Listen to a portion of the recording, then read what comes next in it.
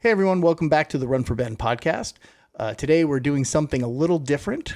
This is a special interview episode. In fact, it's a part one of our two-part series of a conversation with our guest, Josh Ansley. Josh is the voice behind the band Least of Thieves. That band created our wonderful theme song, This Is It, the song that you hear at the beginning of every episode of the podcast. We're so grateful he could join us today. Beyond that, Josh also has young onset Parkinson's disease, and we have a very frank conversation where we talk about his music, the diagnosis, and how he copes with things. And we even get into sobriety and other topics that are very interesting and relevant to this Run4Ben documentary series that we're doing. And a quick note about that conversation, it does tend to get a little heavy at times. So if you are going through something similar or emotional conversations are a bit much, you just may want to have some discretion. I do encourage you to listen. There's a lot of incredible things to learn from this episode. And another programming note, the audio is not sterling for Josh. His connection we did have some issues with, but the conversation was so worth it. So it's minor stuff, but just wanted to mention it. So please enjoy. This is part one of our interview with Josh Ansley. Let's go.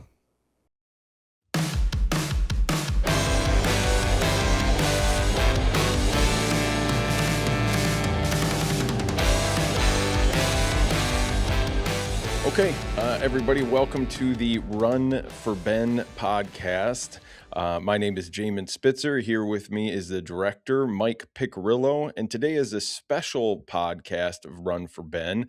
We're not going to be talking about a documentary episode this time. We're actually going to be talking to a special guest who is part of the documentary. If you've heard the intro for the documentary, you will have heard this person that we're having on here today.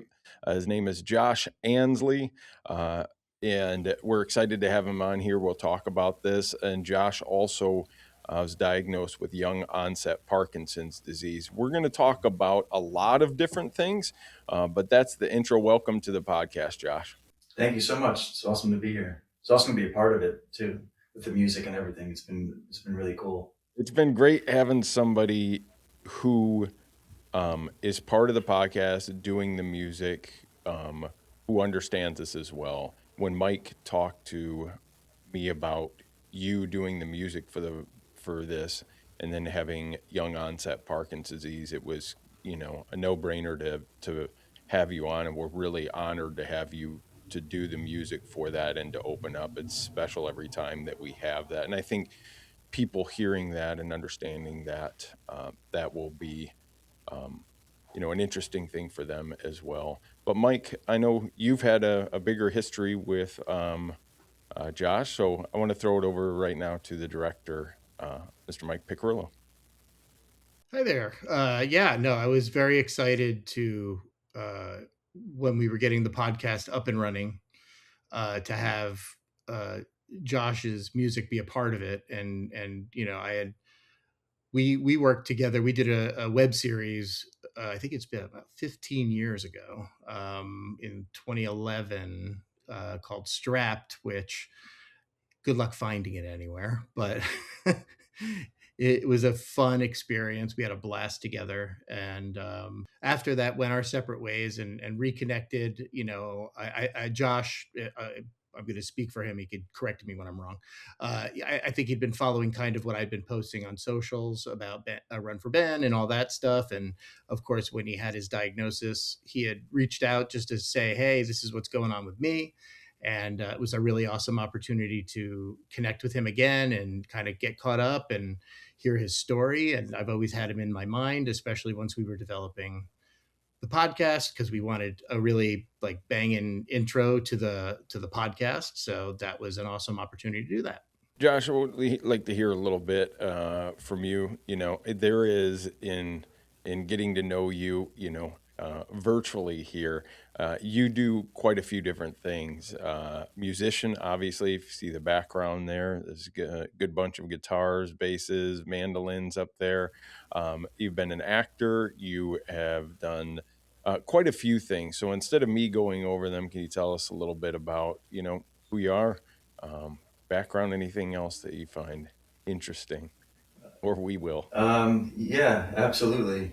I feel like I still don't know who I am, Jamin. I'm still looking. Um, it's funny. The song is called "This Is It" that we use for the podcast, and it's such an incredible honor to be a part of this. And I love that it's woven in, with me having young onset Parkinson's disease, and like just that the music is, the song itself is called "This Is It," and it's what if this is all that there is. And I wrote the song before I was diagnosed with young onset Parkinson's disease, but the lyrics are very much about like living in this moment and what if this is all that there is. And in my sobriety of 11 years, which is a huge part of my life, it's one day at a time. And I've known that axiom and tried to live by that axiom for a long time, but Parkinson's has exacerbated that in my life, or accentuated. I don't even say exacerbated, it's accentuated that in my life.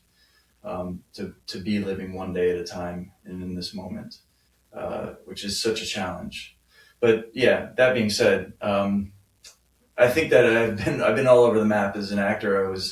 Went to school at Mason Grove School of the Arts at Rutgers University as an actor, and got into directing and writing. And then it was always music, and it was always music versus writing and directing and stuff like that. And I had some success with the music world. I was early on, from the age of 18, was a bass player for the band Streetlight Manifesto, Catch 22. Actually, first it was Catch 22, and then we formed, as members of that band, formed Streetlight Manifesto on Victory Records, and that had its own big underground sort of following and stuff, and still has today. And then joined a band called Hurt, and we toured with Alice in Chains and Stained and 3 Days Grace, Breaking Benjamin, that kind of stuff on Capitol Records, and that was an amazing experience, very different world of music and stuff.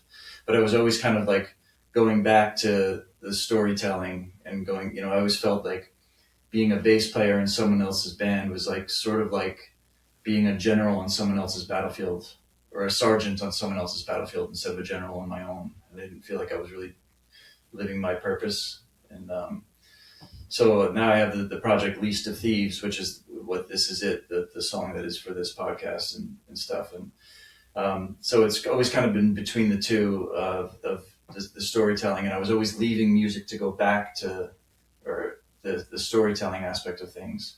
And there's been a wide range of experience going through, studying in London at the Globe and living in Mexico for a year and coming back and finding myself in recovery from alcoholism, drug addiction, mental health issues, childhood trauma, under-earning, codependency, all kinds of things.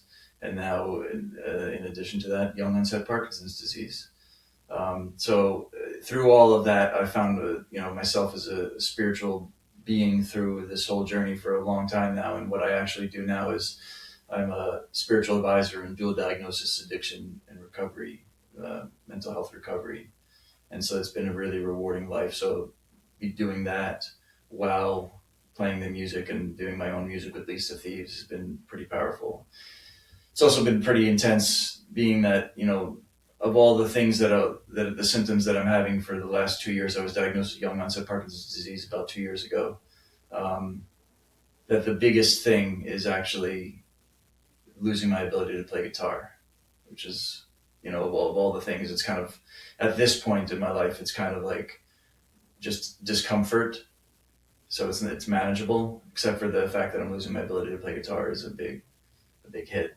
So it's a lot of radical acceptance and things like that in my life. But What is the specifically the discomfort, and when did you kind of start noticing it? How did that go about?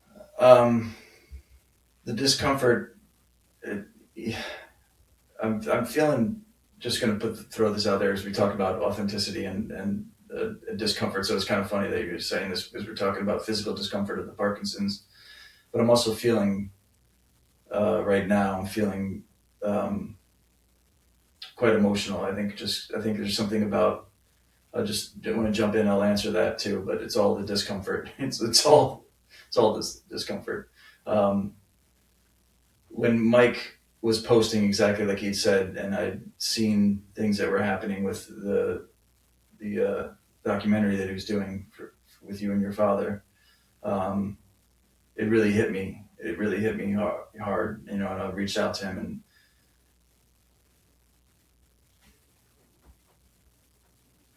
some of it was, I don't want to say too much, but it seems like it's out there in the open anyway. But when your father passed, that post really hit me because I was really struggling with trying to understand what the heck was happening with me. It was very early on, and I kept hearing things like, you know, you don't pass from Parkinson's, you pass from complications due to Parkinson's. And I was like, what does that mean?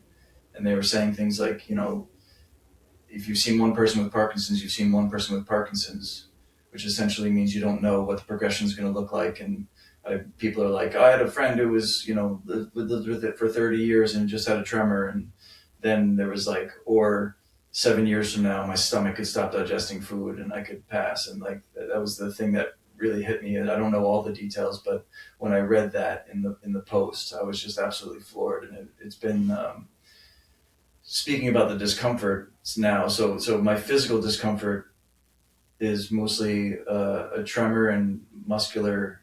I always get confused with the word. It's not dystonia yet. There's some bradykinesia, which is like slow movement. Dyskinesia. There's tremor.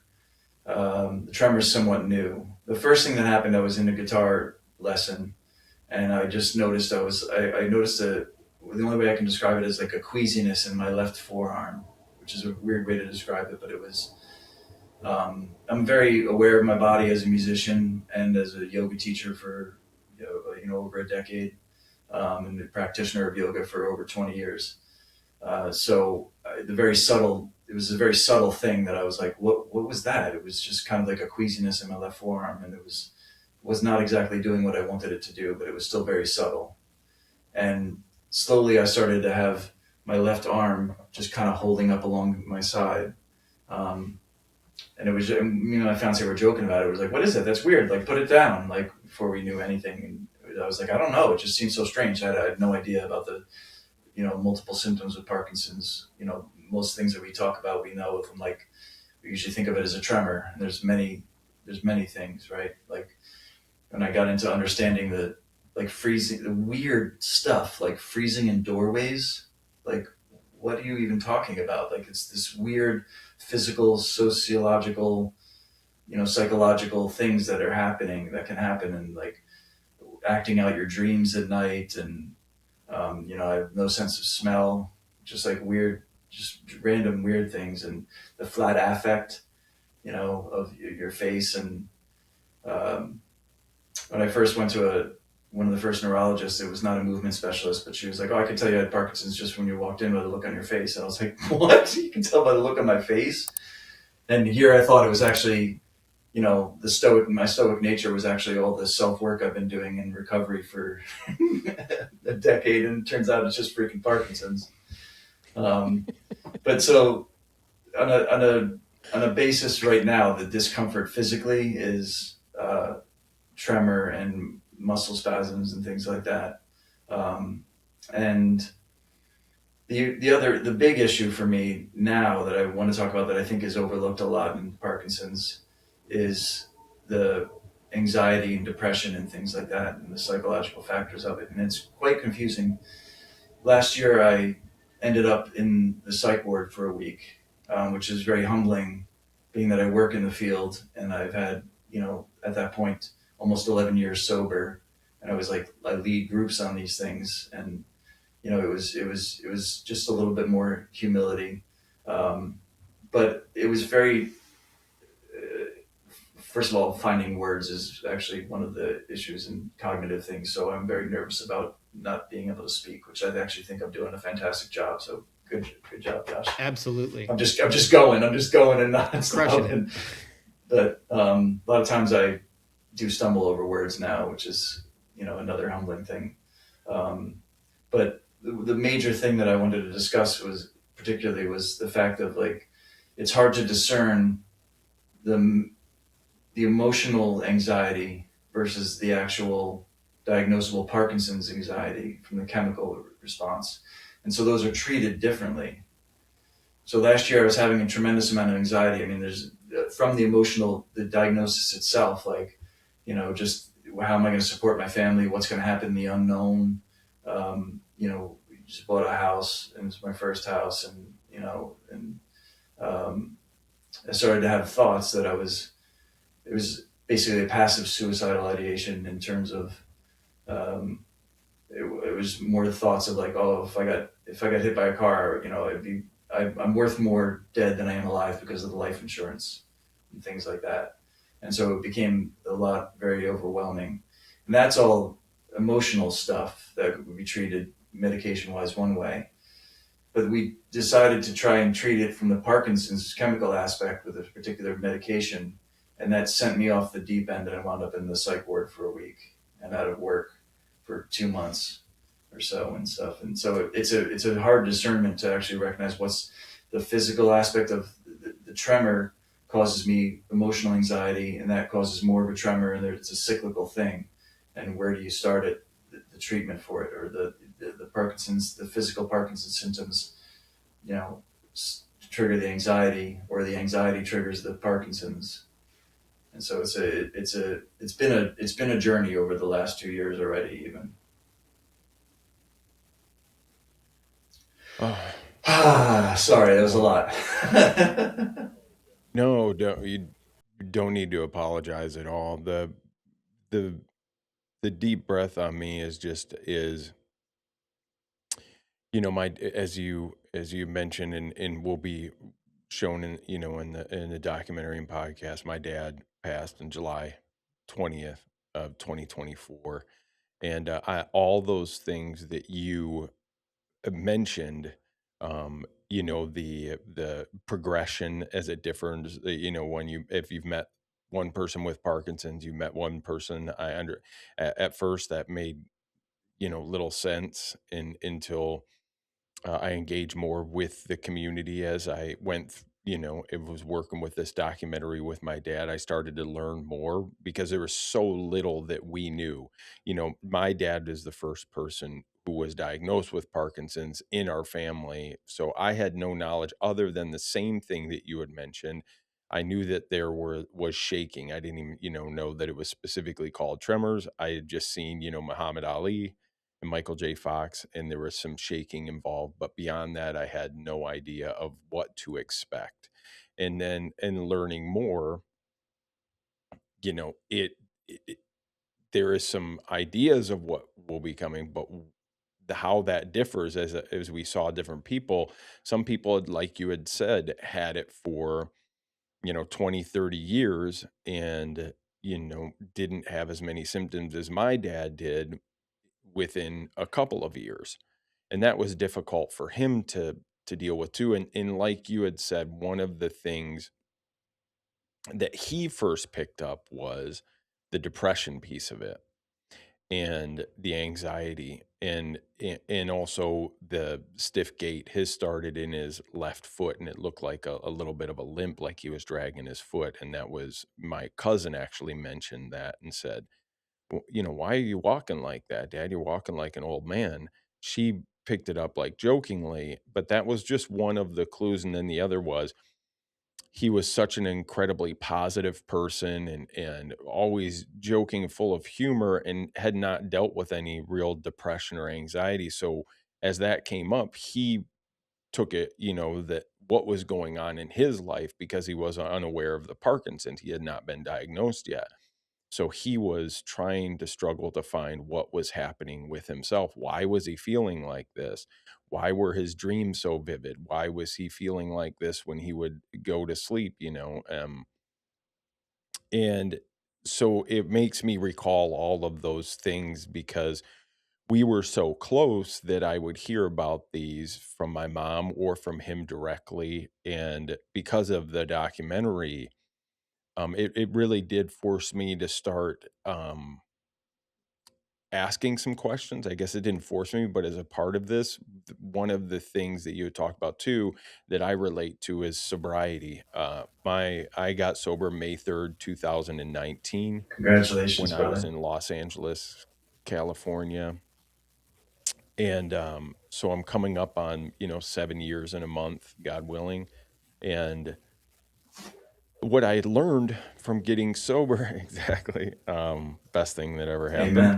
Amen. But what I learned from getting sober was to reach out for help, because I had not done that before. I would probably counsel people and tell people that I would be there for them, but I myself would not reach out, is and with sobriety is the first time I had no more answers, and I asked for help out of desperation, and help was there.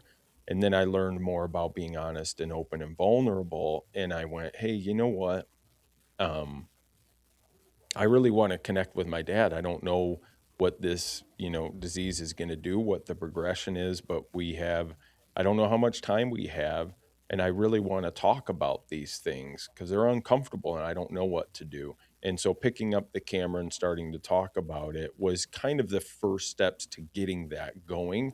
It got more in depth as I got going, and I learned more about it. And I'm still no, professional about the medical side of it. What I really lean into and what the documentary is really about, and I was talking with, I go to therapy as well as, sobriety and do all the things. Um, but I was talking to her about the reality of it is that hopefully somebody sees this who feels alone, who's not sure where to go or where to turn, whether it be somebody with Parkinson's, but also the family, the caregivers, the people who care about that person who may not know where to go or where to turn, that they won't feel so alone. So our story is more about exactly what you're talking about, not just here's what Parkinson's is, this is what it does, but all of these other things that maybe are not taken into account, the small things that really are very impactful for a life. And you don't see that in all the time from the outside. Certainly we didn't see it until you start experiencing it. And I hope that this, and especially certainly having you on here and talking about this, has already started to impact me, just of understanding what you're talking about, and that we're not alone in this, not in our sobriety, not in our, the Parkinson's, not in our humanity. We're connected. And as Brene Brown says, which was the book that kind of prompted me to pick up a camera, Daring Greatly, is that we are wired for connection. Sometimes I don't want that. I'd like to just be on an island and nothing affects me and nothing touches me. But of course, ultimately, connection is incredibly beautiful when we let it in, but it's, for me, was not easy. But it's inherently not easy, I think.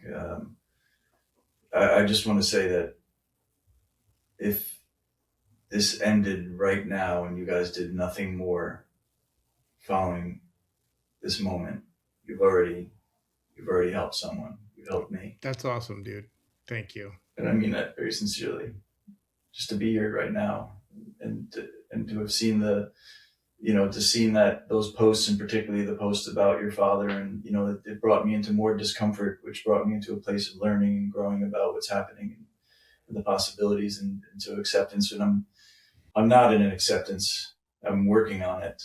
I actually realized that I was confusing radical acceptance with future tripping. If that, what I mean by that is, radical acceptance is radically accepting the facts of whatever is actually happening, right? The exact nature of what is happening. But I was making it, I had to accept the possibility of what could happen. And I don't know what's going to happen. So I was just playing God in that space of like thinking that I know what's going to happen, and so there's a lot of growth in actually seeing. We went to the first Parkinson's walk we went to that September. So September 24. This is actually some of the most painful stuff. And I talked to my fiance about it, and I asked her if it was okay to share. When I first got diagnosed, I was told not to really do too much research on things, because it would just be, and a spiral. And the first time I ever looked anything up, I was spiraling out when I was still, it's a wait for it, it's coming, clinical diagnosis. So there's not actually really a specific test that can be done and things. And part of the diagnostic process is taking carbidopa levodopa, which is the medication that if it works, and there's some aspects of it that you could have Parkinson's and not respond well to the medication. But if it responds well, if the symptoms are abated from the medication, it's basically an indication that you have Parkinson's. And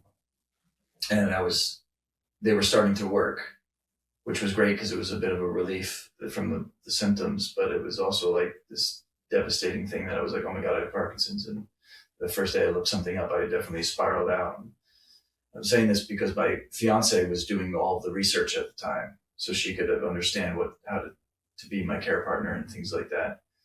And so she was going down the Reddit black hole of places of seeing the people that were struggling, care partners that were struggling so much with the late stages of Parkinson's care and things like that. And we went to the Parkinson's walk, and it was the first time that I saw other people really with later stages of Parkinson's and things. And we wound up having a fight, which we don't fight that often. We have a really wonderful relationship. I must say it's absolutely incredible, actually. And it's beyond wonderful. But we had a fight, and that night she actually said to me that she wasn't sure that she could do it.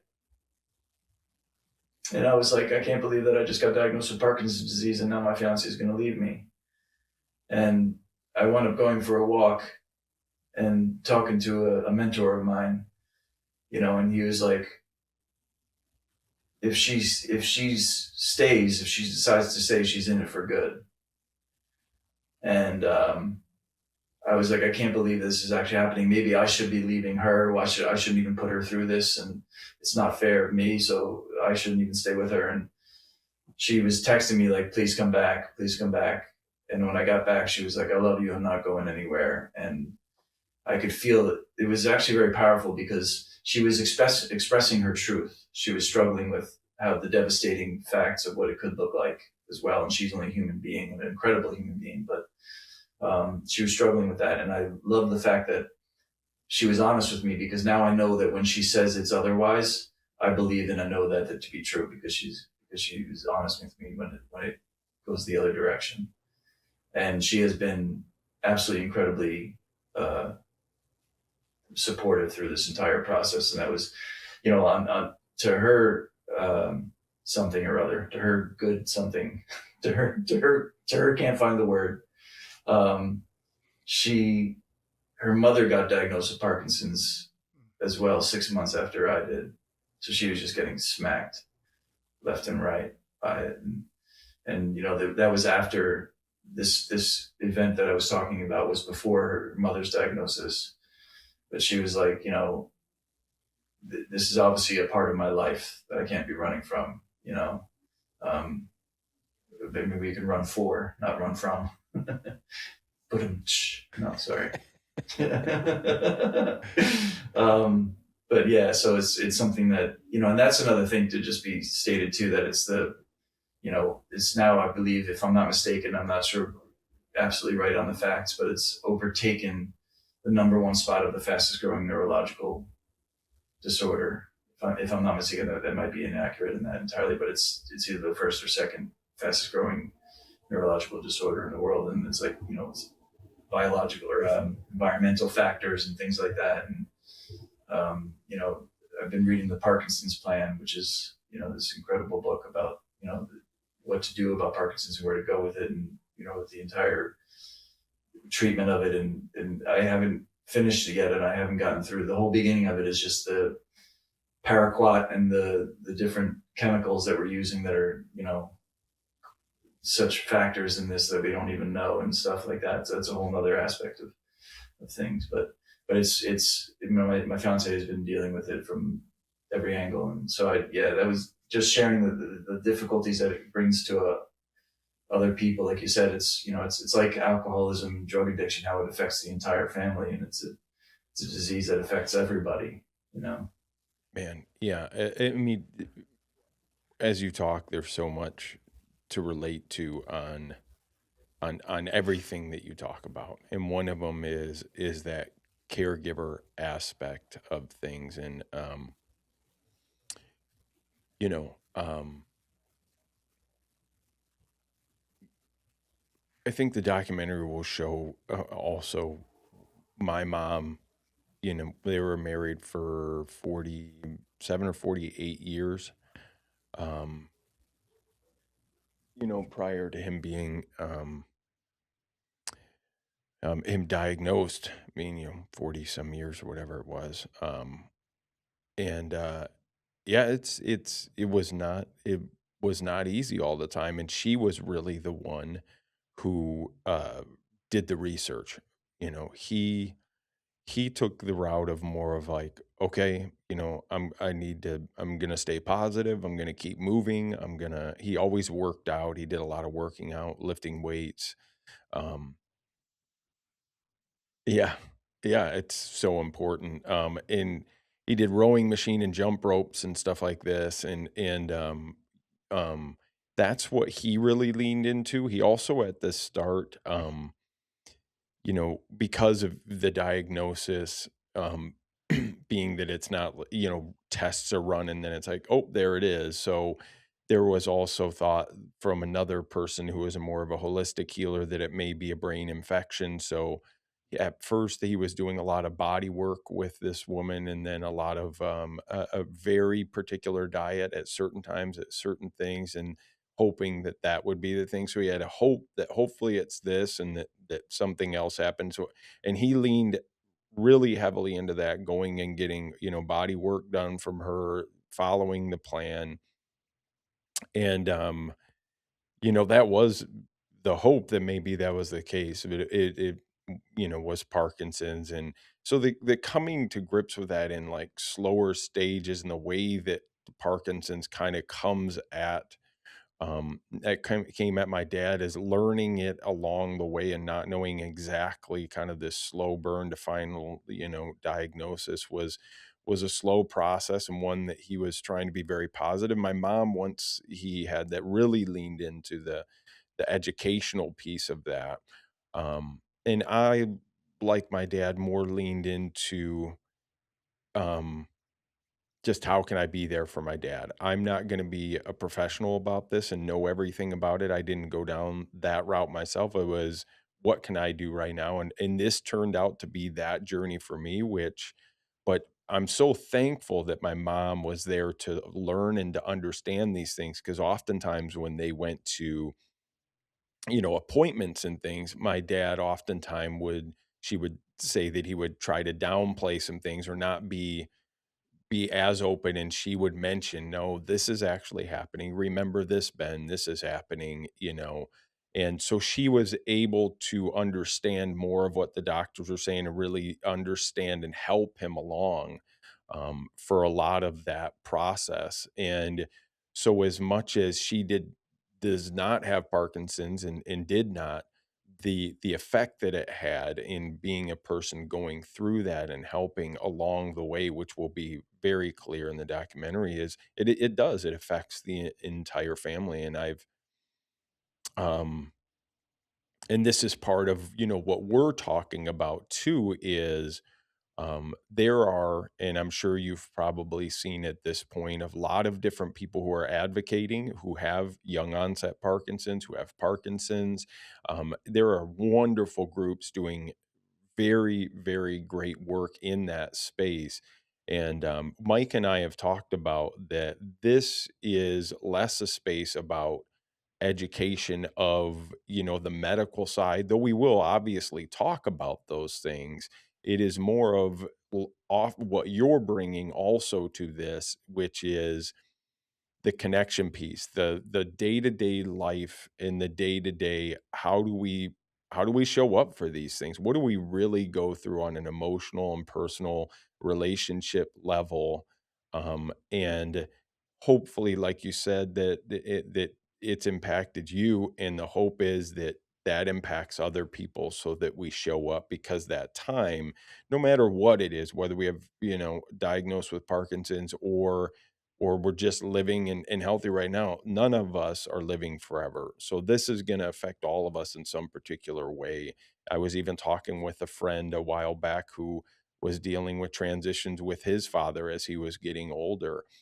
His father does not have Parkinson's, but much of what he's had to go through and ways that he show up for dad are very similar, and we can talk about these things. So this is, your honesty, this documentary's honesty, the ability to open that up is to hopefully, yeah, do exactly that, connect and make sure that not only the folks who are dealing with Parkinson's, but also those family members who are secondarily dealing with that, um, all feel like, you know, what they're going through is valid, important, and it's okay. Because there were times when my mom was happy to show up. There were times when it was very difficult, like you said, like that real come to reality of like, can I do this as well? The direct connection that I had at the start was the Kurt Gibson Foundation for Parkinson's. And the reason that the connected was so well was, one, it was connected to the Detroit marathon, and I was already, as part of my sobriety, the world shut down 10 months into my sobriety, so isolation and whatnot. I was like, this is not good. It was, so I immediately started running in the trails, and I was already trained up to a half marathon, which I did in celebration of my year of sobriety. Was go out in the morning, get a trail run in, some coffee. That's what I do now. Go out in the morning, enjoy a morning sunrise, then get a nice coffee and a pastry, and it's about as wild as I get. And then from there, I connected with Kurt Gibson Foundation because they had the marathon. But what they do now is they have a foundation that they've opened. So they've come such a long way from where they started. And also, Kirk Gibson was a childhood hero from the Detroit Tigers. So we knew that very well. My dad and I were very into baseball. So it was an easy connection there. But his foundation is a place where people can come, and do all of these workouts in one place, the folks with Parkinson's. But the thing that I saw when I visited there the other day too was the caregivers have groups. So the wives, the sons, the fathers, family members, will come in, and then they will have a group of people. So when this one woman came up to me and said she was aware of Run4Ben, and was following, stay there and then talk with some of the other family members, of these folks attending the classes. So it's this really beautiful support for all of the people who are affected, by that. And it was incredible to see that, and really nice to still now, even though my father's passed, to be able to connect and to hopefully help some other people out with that.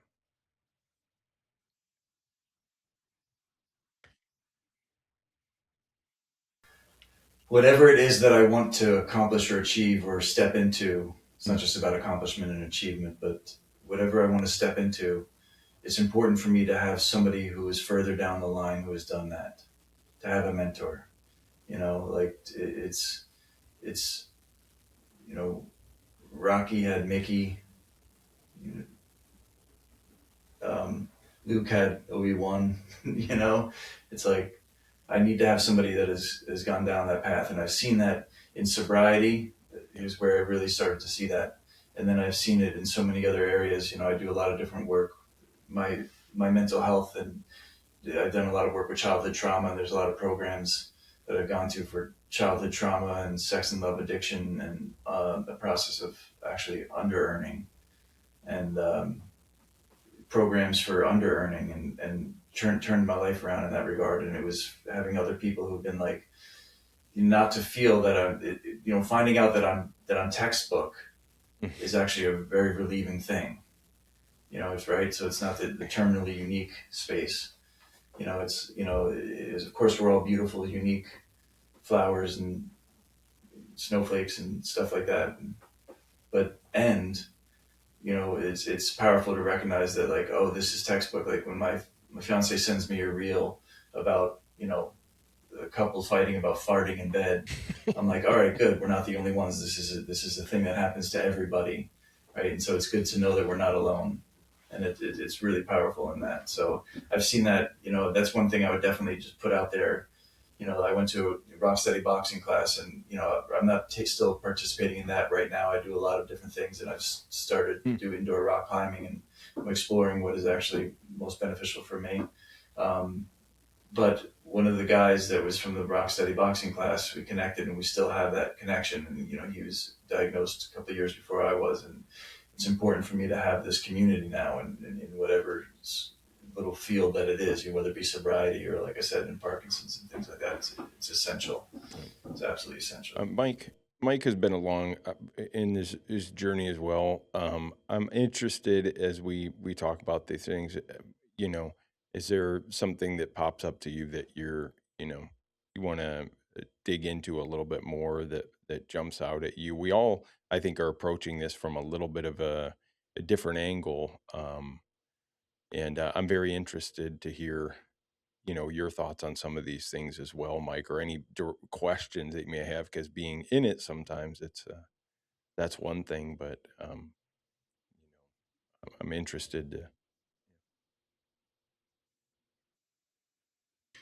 Yeah, no. It's funny having now I have, you know, the story I know very well with Jamin, and then what I know somewhat of Josh and what I'm learning today. And it's like there's always been this kind of thesis that we've had while we were making this documentary about how uh, finding good support and information is always a challenge.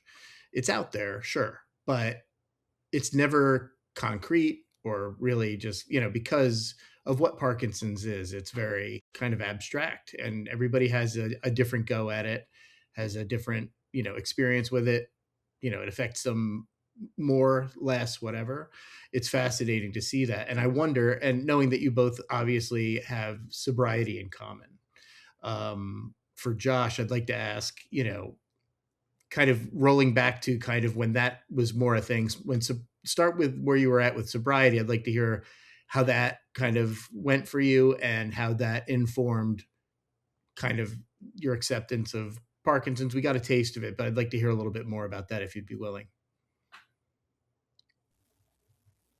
There was a point when I was living in Los Angeles where I broke up with the girl, quit my job, did some yoga teacher training, sold all my stuff, and moved to Mexico, like you do, you know. Um, and it was this amazing thing that, like, as a spiritual journey, some of the things that lined up, I would probably still do it again, though it was an insane choice. It wasn't just a manic running away. I don't know. There's a discernment of actually what is mania, and what if diagnostically, if I'm still, like, I have obsessive compulsive disorder as a diagnosis, and that was very beneficial for me to actually find out. And that was only recently, last year, because it's not the trending sort of idea of, like, oh, I'm obsessive compulsive, I have to clean everything. It's like a real destructive pattern of thinking and way of understanding that now when I can bring light to it, it can transform my life, and we can also bring medication to it, which can transform my life. But they're still not sure if there's other diagnoses as well, like bipolar, things like that, because there's definitely, like, sort of a spiritual aspect to these things, and religious. I'm not a religious man per se, but there's these connotations that can. It's an interesting pool of mess, right? And then I didn't know there was childhood trauma, and it depends on which lens we look through these things. I'm when I sold all my stuff and moved to Mexico, I was not drinking at the time, but I wasn't actually actively working a program of recovery. And I wound up getting into a relationship and discovered all this other new stuff, the issues that I had that I didn't know. And I wound up fleeing the country and moving back into my mother's house at 36, and starting from scratch and having absolutely nothing. And so it was a real adventure of what the heck is going on. And a lot of my issues were childhood things that all came back up because I was living with her. This is a lot, but the journey of, I didn't know that I was using anything to stay away from myself. I joked in the beginning and I was saying I'm still finding out who I am, and it was just a joke, but it's really not. I think that's the biggest question we can ask ourselves is who am I, and who am I really, other than these identities? The identity of being an artist used to be my deepest connection to my spiritual aspect of life and my purpose. And when I felt as a failure as an artist, I had to go to a deeper identity even than that, right? And it was powerful to go to realize that was just another identity, and there was something deeper inside of me than that. And so, it wasn't just the drinking and drugs; it was all sort of process-based addictions too. Anything that was actually, which can be even more difficult, like sex and love or something like that. That is, they say, messing with your own internal medicine cabinet, right? So my early recovery, I was absolutely insane for like several years. There was a time when I was living on a houseboat in the middle of winter on the East River and working in the Bronx and just trying to make things work. And some of the ideas and some of the striving to make everything happen was a lot of insanity happening, but I didn't know anything more. So it was a process of discovery of a lot of things in my life, and really recognizing that if I had gotten diagnosed with young onset Parkinson's disease earlier in my recovery, I don't know that I would have stayed sober, to be honest with you. Because when I got diagnosed, I was 10 years in and much more grounded in my recovery. I heard stories of like the 7 to 10 year mark can be a dark time. So it's like, stay close to your program of recovery, whatever that is. And because all the good things start to happen and you start to drift away from doing the work and things like that. And so I, made sure I stayed in it and was like really, really invested in my recovery. And, even to the point, and this could be a detriment too, but to the point of even making a living, so I was immersed in it, which again could be a good thing or a bad thing. But when I got diagnosed with young onset Parkinson's disease, one day I actually had the thought, I haven't had the thought of drinking in a long time, but I had the thought, well, if I drank, I wouldn't have to feel any of this. And it was actually even more so the physical things. And I was like, whoa, there it is. There's this thought almost 11 years into sobriety, or I guess at that time it wasn't, it was only 8 or 9 years into sobriety. I don't remember exactly where it was, somewhere that I felt like I was, well established, which is a danger thing as well. But yeah, I don't know that I would have been able to withstand it, because I would, the spiral of difficult emotions. And like I said, I was talking about earlier about, actually when I got the hospitalization last year, a friend of mine's son died of a fentanyl overdose, and I wound up flying to Las Vegas to be there and support him. And I think it was a tremendous amount of grief. And this was, in light of having just bought a house, getting diagnosed with Parkinson's disease. And then all that comes with that, like I said, the fears of how I was going to be able to support my family and stuff. And then the grief of losing this young man and being there to support them, and the time difference and the jet lag and sleeping on a couch, because I didn't know how important things were to me, like rest and sleep and things like that. I mean, we talk about them, but I just didn't even realize. And that brought me to a place of an absolute mental break. And, so it's been a heck of a ride, and continues to be a ride for sure on a daily basis. And I need to honor these things now. It's my boundaries of being like, I need to monitor, when I'm doing too much, and that changes on a daily basis. And because my symptoms, I have good days and bad days, and I'm still very early on into it. And sometimes there's so many times when I'm like, oh, this is a bad day. This is the new normal. And then it's not. I have great days that are not like that. And so it's this weird thing.